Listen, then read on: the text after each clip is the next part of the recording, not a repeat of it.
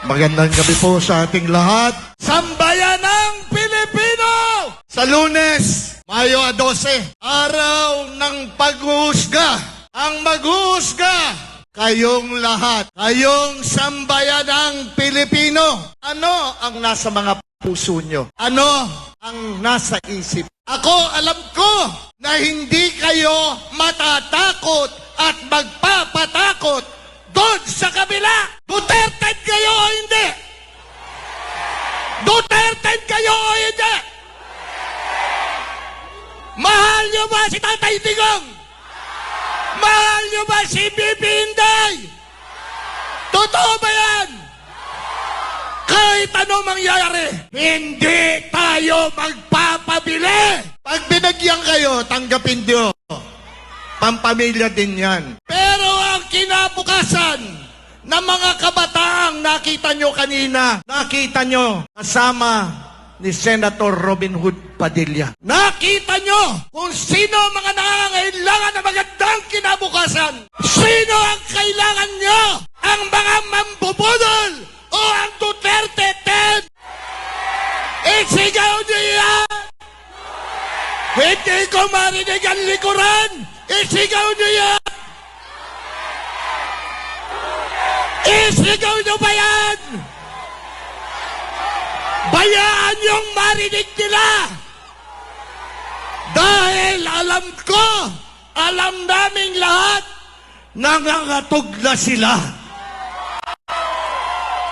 Nangangatog sila dahil alam nilang kasinungalingan nila. Sino ang sinungaling? Sino ang sinungaling? Sino?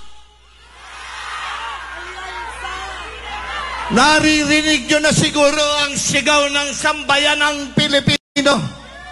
Alam namin nanonood kayo ngayon. Ramdam na ramdam nyo ang hinagpis ng mga Pilipino.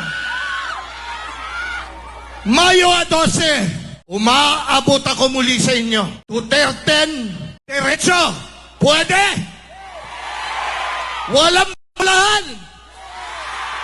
Galing sa puso nyo yan. Totoo yan. Mahal nyo si Tatay Digong.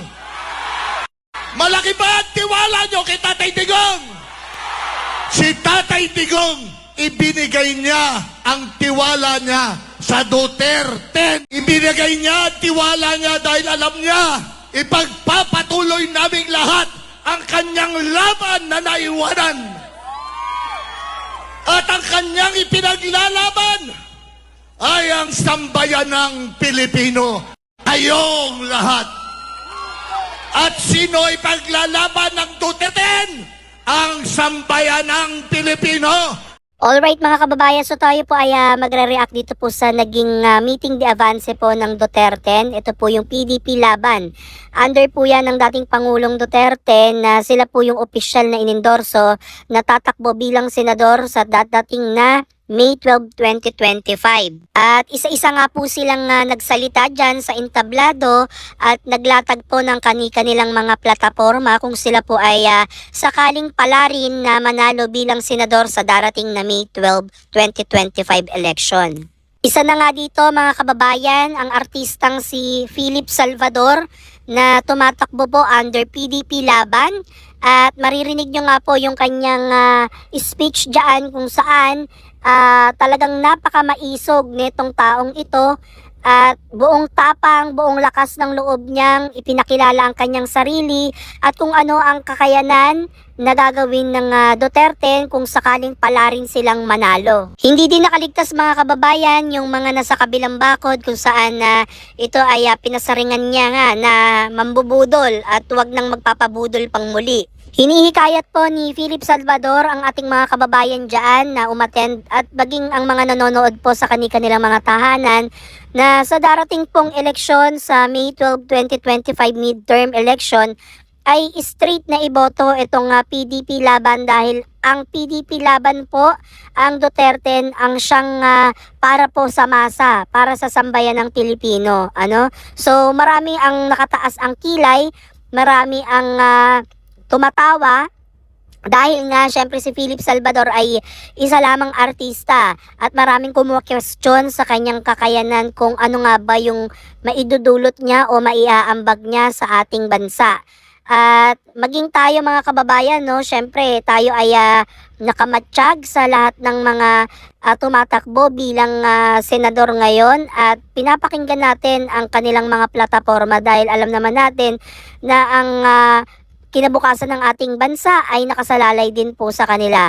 At maging sa atin mga kababayan sa ating pagpili sa mga kandidatong ating iluluklok sa mga posisyon na yan ay nasa ating mga kamay. Sinabi nga po mga kababayan na ang kapangyarihan ng mga mamboboto, lahat ng botante ay nasa araw po ng eleksyon, nasa atin po yung kapangyarihan na kung sino yung ating iluluklok. Kaya nasa ating mga kamay ang kinabukasan ng ating bansa. So para sa akin mga kababayan, no, napakahalaga ng meeting de avance at ganitong mga uri ng pagtitipon dahil mas nabibigyan po ng linaw at nabibigyan ng pagkakataon yung ating mga kababayan, lalo na yung mga botante, na kilatisin at bigyan ng pagpapahalaga itong darating na eleksyon sa May 12 na nga po yan, na makapamili po ng nararapat na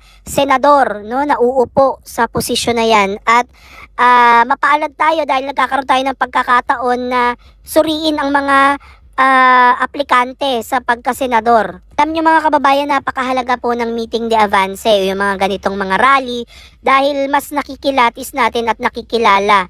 At syempre, magiging ebidensya din natin to pagdating ng araw kung ito bang mga pinagsasabi ng ating mga tumatakbong senador o mga politiko na tumatakbo sa mga kanilang mga gustong posisyon ay magagampanan ba nila at matutupad nila sa sambayan ng Pilipino. So, mas mainam na mapakinggan natin sila, no, mailatag nila yung kanilang mga plataforma na talaga namang makakapagpabago ng ating bayan. So ayun mga kababayan, no, lagi lang nating tatandaan na habang papalapit po ang eleksyon, talagang pahigpit ng pahigpit itong laban. So talagang asahan na natin yung kabilaang batuhan ng putik, no, o yung siraan sa bawat panig ng mga tumatakbo.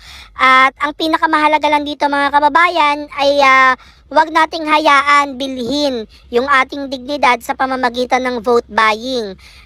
Kahit sabihin pa natin na it's a form of ayuda, so tanggapin natin pero wag natin ipagpapalit yung ating dignidad, no? Dahil yung kakarampot na salapi na ibibigay sa atin ay talaga namang babawiin yan ng ilang times, no? So, hindi natin alam yung ating kinabukasan. Kaya, much better mga kababayan na tayo po ay pumili ng tama. At kung tayo ay binabayaran at sinusuhulan ng pera, alam na natin yan, no? So, dito po sa Duterte, dito po sa PDP Laban, talagang makikita nyo na solid mga kababayan yung mga supporters dyan na pumunta, na nagdala po ng kanilang mga baon, inumin, para po hindi na sila magastusan dyan. Talagang walang bayad ang kanilang pagpunta dyan. So personally mga kababayan, hindi na tayo bago para dito sa mga pangako ng mga politiko na tumatakbo sa iba't ibang posisyon sa ating gobyerno, no? Dahil tayo ay naging active na vloggers, political vloggers nung panahon ng 2022. Ito po yung tandem nila Marcos Duterte, no, si BBM at si Inday Sara. So akala natin okay ang ang magiging outcome ng kanilang samahan dahil napaka-solid po, no. So halos na ipanalo natin, landslide po yan mga kababayan. Pero all of the sudden, ito nga na po yung nangyari, 3 taon makalipas, talagang halos durog na ang unity team at hindi mo na talaga aakalain na ganito yung mangyayari. So napakarami po, no, napakabilis ng pangyayari. At maging kami ay nalulungkot, no, dahil ganito yung nangyari do sa 2 taong sinuportahan natin hanggang sila ay maupo sa kanilang mga pwesto. Kaya this time mga kababayan, mas naging malawak na ang ating pag-iisip, ang unawa, na talagang suriin, talagang anuhin natin yung mga ating mga leader, kung sino yung karapat dapat na manalo dahil sa mga matatamis lamang nilang pangako ay madadala na din tayo. So, doon tayo sa talagang pro-Filipino, doon lang tayo sa talagang nagmamahal at nagmamalasakit sa ating bayan, sa ating mamamayang Pilipino, no? Kasi itong Duterte ay nililink na pro-China, which is hindi naman, no? So, hindi natin alam bakit tayo tinatag na pro-China daw tayo. Sino ba namang Pilipino ang gustong maging alipin tayo ng ibang bansa? Nagwawala nga tayo, 'di ba? Nagagalit nga tayo dahil pinadala ang ating pinakamamahal na dating Pangulong Duterte sa ibang bansa at ibang tao o banyaga pa ang liliti sa kanya. So doon pa lang 'di ba makikita nyo na yung pagmamahal sa bayan. Again mga kababayan, at the end of the day, tayo po ay iisang bansa, tayo po ay Filipino, tayo po ay magkababayan. Wala pong ibang magtutulungan kundi tayo lang din, dahil at the end of the day, lahat naman po ng sinusuportahan nating mga kandidato, hindi naman tayo kilala personally, okay? So iilan sa atin siguro may access sa kanila, pero majority sa atin ay hindi naman tayo kilala, no? So, dun lang sila makakabawi sa kanilang paglilingkod ng tapat at maibigay yung totoong serbisyong pagpubliko. So, yun lang yung ating take doon. Pero yung sabihin mong kilalang kilala ka, no, hindi po tayo kilala ng mga politikong sinusuportahan natin, no? Kaya sana maging healthy po itong darating na eleksyon sa mga magkakaibigan, magkakamag-anak dyan. Kung may iba't iba man kayong sinusuportahan na kandidato at hindi align sa inyong prinsipyo o hindi align sa inyong kagustuhan, respeto lang sa isa't isa kung sino yung inyong napupusuan na iboto. Kasi at the end of the day, hindi tayo kilala ng mga politiko na yan, at tayo mismo yung makakapagpaunlad sa ating sarili, hindi ang politiko, hindi ang ating gobyerno. Gabay lamang po sila, pero yung pagpapaunlad sa sarili natin bilang isang individual, na sa atin yun, kailangan natin magsumikap at hindi umasa sa kung ano ang ibibigay ng gobyerno. Kailangan tayo mismo yung magsigasig, magsipag at mangarap para sa ating mga sarili at ating mga mahal sa buhay. So muli, maraming salamat mga kababayan, at sana nagustuhan nyo tong ating reaction video. At comment down below kung kayo ay may mga tanong para ating talakayin yan. Maraming salamat at God bless po sa inyo.